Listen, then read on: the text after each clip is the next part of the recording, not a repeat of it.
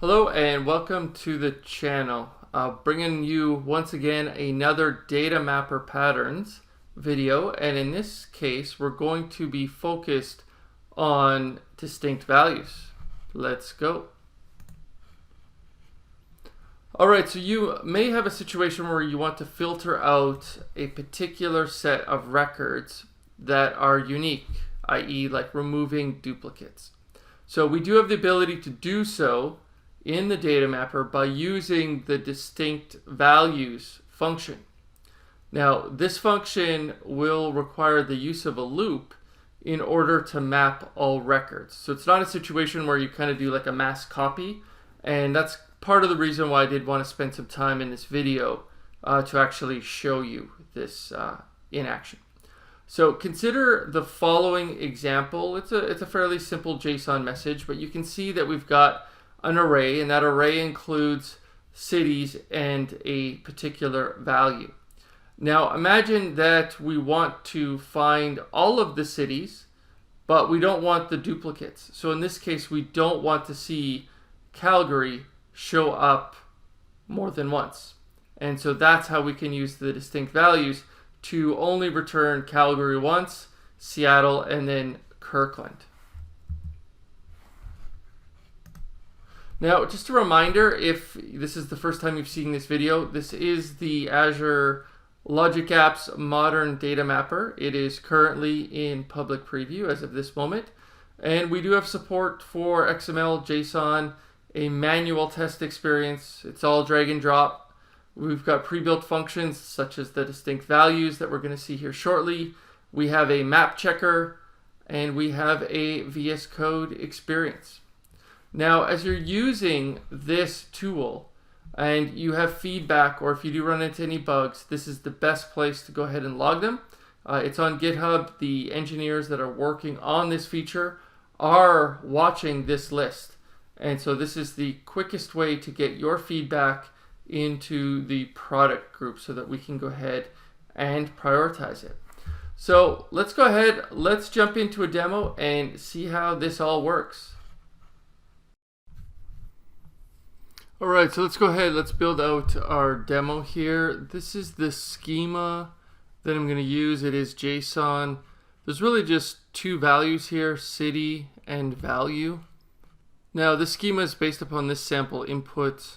I just copied this, took it over to Logic Apps, used parse.json, and used sample message to generate the schema. So that's what this looks like. Now, what we're going to try to do, because we want to focus on distinct values here, is we can see these two records here, city, Calgary, value of 12. Now, what we want to do is we want a distinct list of cities, and we want the corresponding value to show up in the outbound payload as well. So let's go ahead, let's create a new map. So I've got the data mapper extension installed, so let's call this distinct.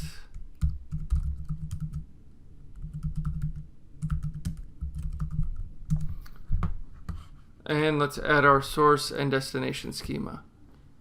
So in this case, they're going to be exactly the same, just out of pure convenience. Now what we want to do is navigate down all the way to the bottom on the destination, and then let's go ahead and select our source nodes. I'm going to just select everything. Now the way this works is we are going to use the distinct function, but the distinct function needs essentially a loop. So what's the best way to get a loop? And that's really to go ahead and join city to city, and that will create this loop on the parent itself. Now the other thing that we are going to want as well is we want the value to be mapped across as well. So let's go ahead and just add that. Now what we want to do is add the distinct function in the context of the loop that has now been established right here. We can see this is repeating, and we've got that linkage. So click on the insert function here, then go ahead and type distinct, and then select distinct values. So now this belongs or is connected to that loop. Go ahead and click on it to expand it. And we've got two values here. We can see that the array item is going to go into our collection. The collection is going to output and go to our array item. Now we also have our city is still mapped and our value is still mapped as well. So in this case, we want the city to be distinct. So we need to provide this collation value. And this is essentially the field or the property that you want to perform the distinct function against. So let's just go ahead and drag this across. And that should be good. So that's kind of what we need to do. We should filter on or perform the distinct on city, and the value, corresponding value, will get mapped as well. So let's go ahead and save this. We'll go ahead and generate XSLT because the test experience is going to need it. Let's go ahead and click on test, and let's paste our sample message in here. And so you can see we've got duplicate of Calgary. So let's go ahead and test this. And here we can see that we only have one instance of Calgary. And so that's exactly what we want to do.